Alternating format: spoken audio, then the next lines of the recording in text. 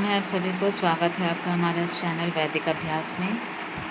अभी हम लोग पिछली 2 वीडियोस देख चुके हैं कि कर्म कभी हमें माफ़ नहीं करते हैं, और हमारी दूसरी वीडियो में हम लोगों ने देखा था कि रामायण में किस प्रकार दशरथ जी को अपने कर्मों का प्रायश्चित करना पड़ा।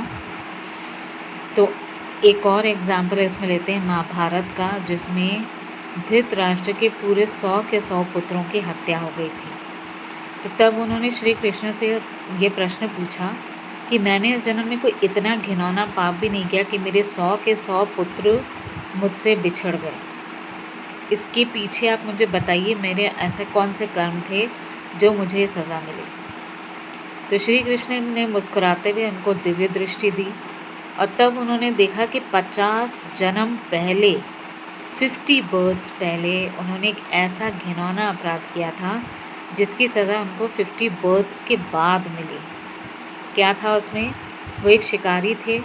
तो उन्होंने क्या किया, खेल खेल में एक जलता हुआ जो नेट होता है, जो जाल होता है जलता हुआ, वो एक पेड़ पे बैठी हुई जो 100 चिड़ियाओं के बच्चे थे उनके ऊपर फेंक दिया। वो 100 के 100 बच्चे उन चिड़ियाओं के जल के मर गए, और जो पेरेंट्स थे चिड़िया के, वो लोग उड़ रहे थे, लेकिन उस आग की लपटें इतनी ज़्यादा थी कि वो दोनों चिड़ियाएँ अंधी हो गई थी।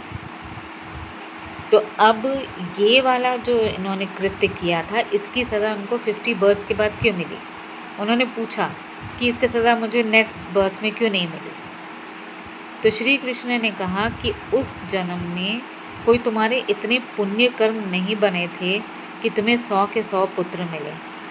तो प्रकृति और जो लॉ ऑफ कर्मा है वो वेट कर रही थी कि तुम्हारे कितने पायस कर्म, यानी तुम्हारे कितने सुंदर और पुण्य कर्म बने कि तुम्हें 100 पुत्रों का वरदान प्राप्त हो जाए। तो जब इस जन्म में तुम्हें 100 पुत्रों का वरदान मिला, क्योंकि तुम्हारे इसके पहले के जितने भी बर्थ थे उनमें तुमने अच्छे कर्म किए, जिनकी वजह से इस जन्म में तुम्हें 100 पुत्रों का वरदान प्राप्त हुआ।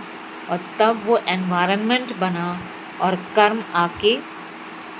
ने आके तुम पे अटैक किया, यानी तुम्हारा प्रारब्ध इस जन्म में जाके फलीभूत हुआ।